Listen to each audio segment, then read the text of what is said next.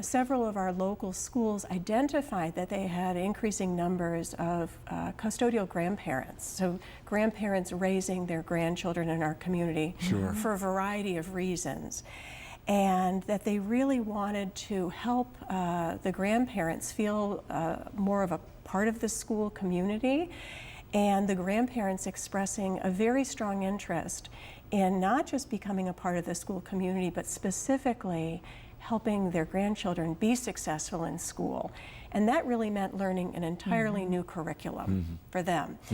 And so I was approached by faculty in our Department of Social Work, Dr. Yu-Jung Lee, who is a gerontologist, and said, I really need some help from an educator.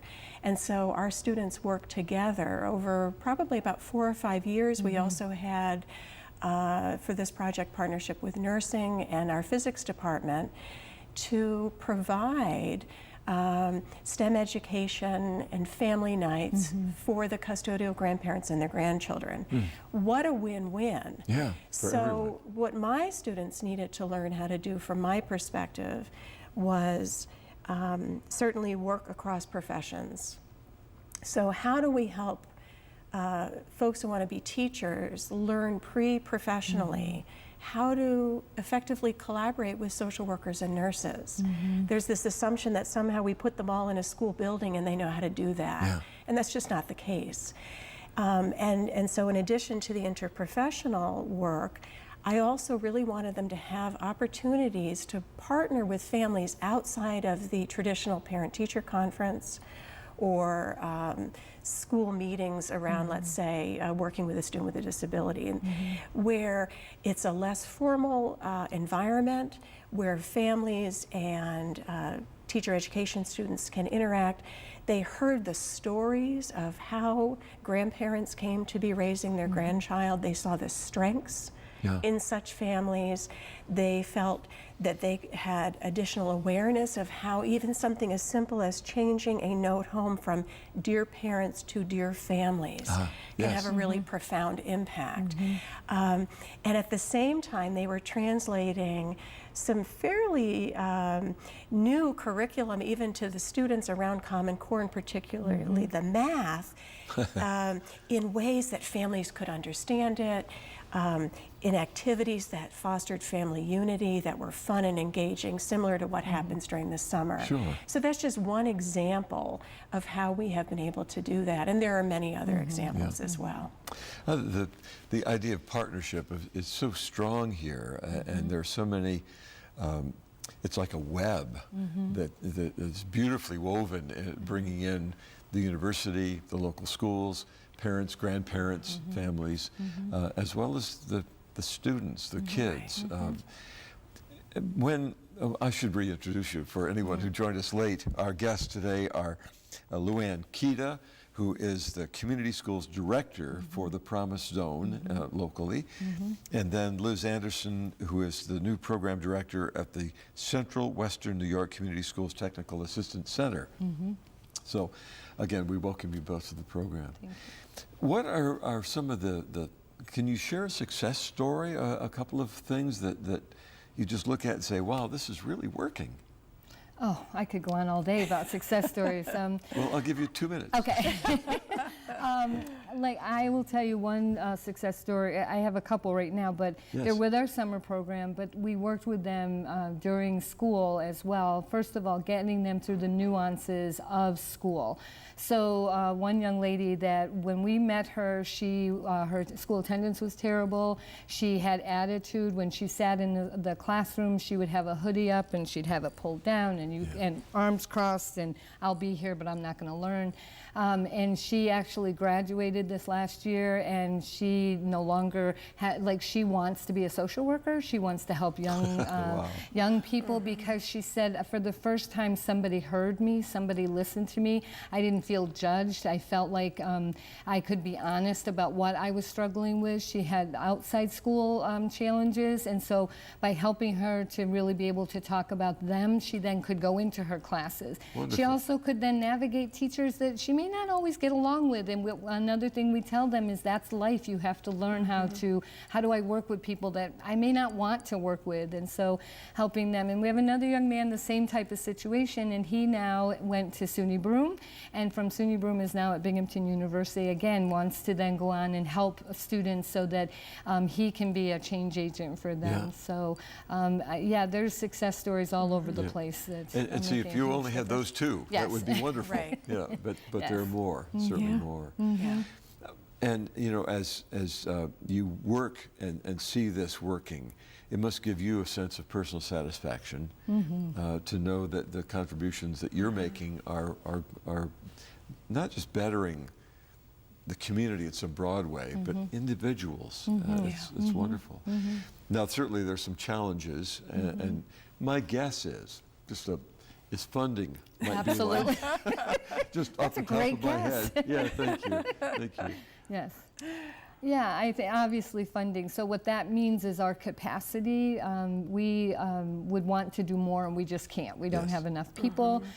So we, in fact, our schools, we would like to be in all the buildings in our schools, but we can't. We just don't have the capacity to do that. So really trying to do as much as we can. There's a saying in the community school work to go in with yes in your heart, but also make sure that you're doing it well and that you're doing it in a way that isn't burning people out and isn't making it so that it falls apart because the pieces fall down. You know, things like transportation are huge barriers. Many of our families are not engaged because they can't get there. They just literally can't get to the school. So helping to navigate some of those things. So, yeah, and I think that, you know, as I mentioned, before we started, New York State now is making a commitment to community schools across the state. Which is why I'm becoming the program director for the Central Western New York Community Schools Technical Assistance Center. And so I think that this notion of what are the challenges and how do we continue to address them is becoming a broader conversation, and that's important. The other thing that I would add is Binghamton University has really been at the forefront, not just in terms of identifying potential funding opportunities, both local foundations as well as working with New York State, but the Department of Teaching, Learning, and Educational Leadership is launching in August an advanced certificate program in community schools, which is fully online. And so this notion of how do we help build capacity of not just within schools and in partnership with families, but for those professionals who will be working in those settings and doing this important work. And so I think that it really is going to be like a multi-pronged approach. Funding is certainly part of it, but how do we take the existing resources, certainly the university being an incredible resource, not just in this community, but in New York State and beyond. And that's one way that Binghamton University, I think, is really helping to support this particular challenge. And I think New York State is starting to play a larger role as well. Does our local Promise Zone become a model for other Promise Zones in the state? It already is. It is, especially using the countywide approach. I think the partnerships you talked about with BOCES and Broome County Mental Health and Binghamton, we all bring very unique assets to that, and I think it's really, we've optimized on connections that each of them can bring to it in the partnership and that strength. And so, yeah, I think that it is. And our model is also cost effective, which is not always, some of the other models have much more funding. They have $1 million to do things, and we don't. And so I think really figuring out how to stretch that. And I think going back to what Luann said earlier, our students play such an important role in that, our undergraduate and graduate and doctoral students and our faculty. And the fact that Promise Zone is really the #1 civic engagement initiative for the university has in and of itself become a model, not just locally, but well beyond. How do universities play a central role? And so I think it is a unique set of partnerships. The work that Luann and her team has done has gained quite a bit of attention, particularly recently, and we have people now coming from all over the state to Broome County to see what is happening, and to visit schools, to meet the leaders in those schools, the people who are doing the work day to day, hear from families, and it's really been very exciting. Yeah. Luann, what prepared you for this work? I'm a social work by trade, and so my first social work position was in a community college, so I had a real commitment to higher education.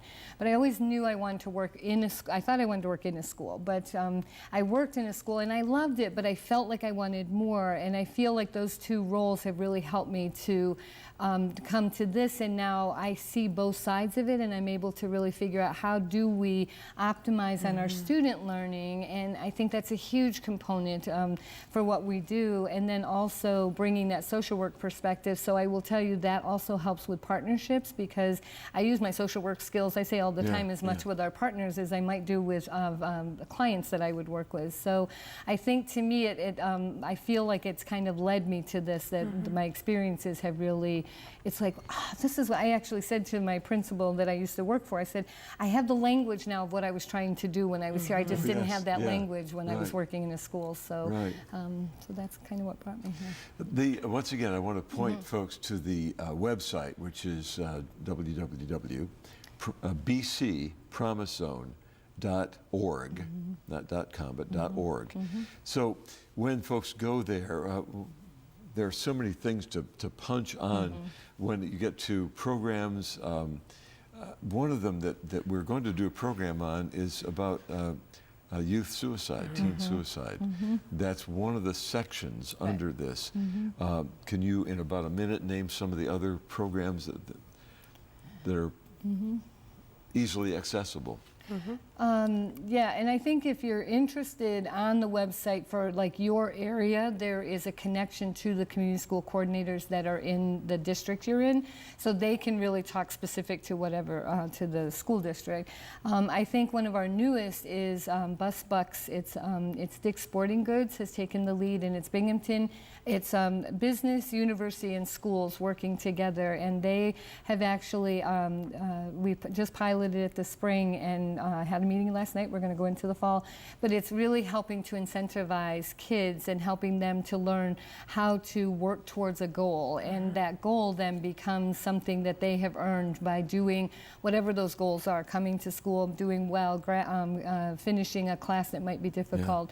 So, and then there's all kinds of programs specific to each school, and it really does depend on the grade level and the school district. So the website, if you go to the coordinator, that's who's going to tell you specific for that. Wonderful. Well, I'm so glad I bumped into you. And I'm just fascinated by it, and I know that we will have other programs on Encounter. When I go to the website, I say, oh, I want to find out more about that. I want to find out more about that. So let me tell you who our guests have been today. Luann Kida is the Community Schools Director for Promise Zone. And then Liz Anderson, who is an associate professor at BU, is the new program director at the Central Western New York Community Schools Technical Assistance Center. I, on the other hand, am simply Jeff Kellam, and I want to thank you for joining us for the Encounter program, brought to you by the Broome County Council of Churches in cooperation with WBNG-TV and WNBF Radio. So thank you for being with us today, and I hope that in the coming week you'll be gentle with people and with yourself.